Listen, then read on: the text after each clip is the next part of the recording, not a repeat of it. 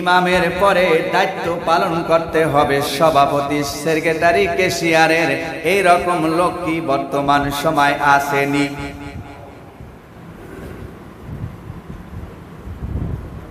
বর্তমান সময়ে যে কমিটি লোকগুলি দেওয়া হয়, 1 নম্বর দেওয়া হয়, সে নামাজ পড়ে আর না পড়ে, সুদ খায় না খায় সেটা দেখার বিষয় নয়। 1 নম্বরকে তাকে দেওয়া হয় তার টাকা কত আছে, মসজিদে কত টাকা দান করতে পারবে।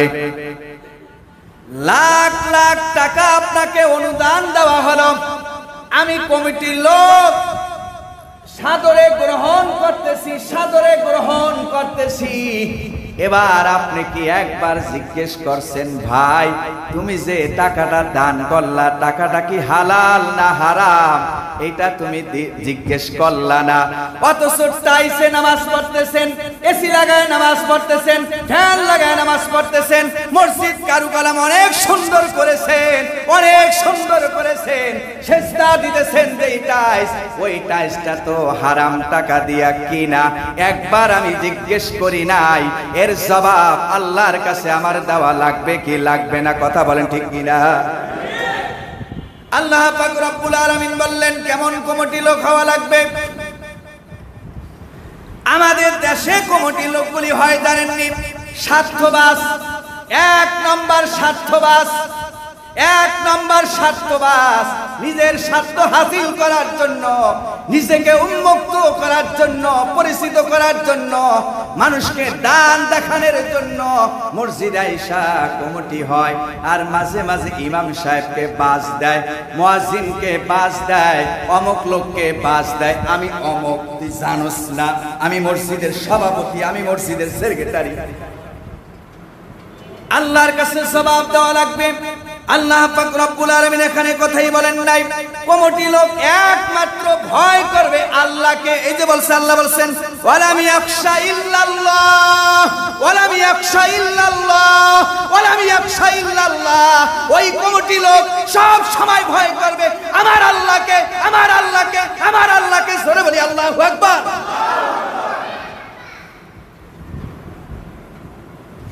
যার ভিতরে আল্লাহর ভয় নাই, যার ভিতরে আল্লাহর ভয় নাই, ওই লোক কমিটিতে আসতে পারবে না, পারবে না, পারবে না। কথা বলেন ঠিক কি না? ইন্নামা ইয়ামুরু মাসাজিদাল্লাহ। কমিটি দায়িত্ব পাওয়ার পরে তার কাজ আছে। 1 নম্বর কাজ হলো আল্লাহকে ভয় করবে, আল্লাহকে ভয় করবে, আর মাঝে মাঝে চোখের পানি ফালাবে। আল্লাহ তোমার ঘরের দায়িত্ব আমাকে দিয়েছো, আমি নিয়েছি, এই দায়িত্বগুলি জানি সঠিকভাবে পালন করতে পারি। এই ঘরটা কার? সবার জবান খুলে বলেন কার? আরে জোরে বলেন কার? আল্লাহর ঘরের দায়িত্ব সবাই পায় না, সবাই পায় না, সবাই নিতে পারে না, নিতে পারে না। আল্লাহ যাকে পছন্দ করে তাকে দিয়েই কাজ করায়। কিন্তু এখন বর্তমান সময় এইটা উল্টা হয়ে গেছে, সারা বাংলাদেশে উল্টা হয়ে গেছে। এখন যিনি 5 ওয়াক্ত নামাজ পড়ে ওই লোকটা গরিব, ওই লোকটা গরিব, তারে কোনোদিন কমিটিতে সভাপতি বানাবে না, না, না। মোটামুটি তো 7-8টা মসজিদে ইমামতি করেছি, কম পক্ষে 7-8টা মসজিদে ইমামতি করেছি। বিশ্বাস করে, কোরআন শপথ করে বলছি, সভাপতি, সেক্রেটারি, ক্যাশিয়ার, সদস্য যারা আছে নামাজের কথা বেশি বলেন না, খালি টাকা, খালি কি টাকা দাও, টাকা দাও, টাকা দাও। আর আল্লাহ কি বলছে? ওয়া কামুস সালাহ, ওয়া কামুস সালাহ, নামাজ, নামাজ, নামাজ। দায়িত্ব তো পাইছি, নামাজ। সদস্য লোক, কমিটির লোক, নামাজের কথা বলি না। আর বলবো কিভাবে? কমিটির লোকগুলি বর্তমান প্রেক্ষাপটে শুধু জুমার নামাজ পড়তে আসে। 5 ওয়াক্ত তো দূরের কথা, শুধু জুমার নামাজ পড়তে আসে। এখানে তো ভালো নীতি আছে, নীতি আছে। অন্য অন্য জায়গায় দেখছি এই আমার সামনেই সভাপতি আইব, আসলে তার জন্য যায় নামাজ বিছায় রাখো। আরে বাপ রে বাপ, কেমন সভাপতিরা উনি হইছে। যায় নামাজ বিছায় রাখো আর ইমামের পিছনে আল্লাহু আকবার দাঁড়ায় যাও। আল্লাহ তাআলা লাত্তি মারিয়া থাপড়ায় সোজা করে ফেলাইব কাল হাসরের ময়দানে।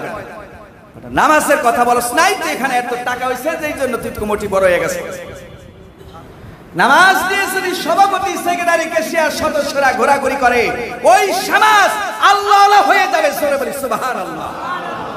কোন পাপ থাকবে না, অন্যায় থাকবে না, মদ জুয়া গাঁজা থাকবে না, কারণ তারা কমিটির লোকদের ভয় পাবে যে আল্লাহর এই পেটে এটা করস দরবাহ নাই। কি বলেন, গান বাজনা থাকতে পারবে?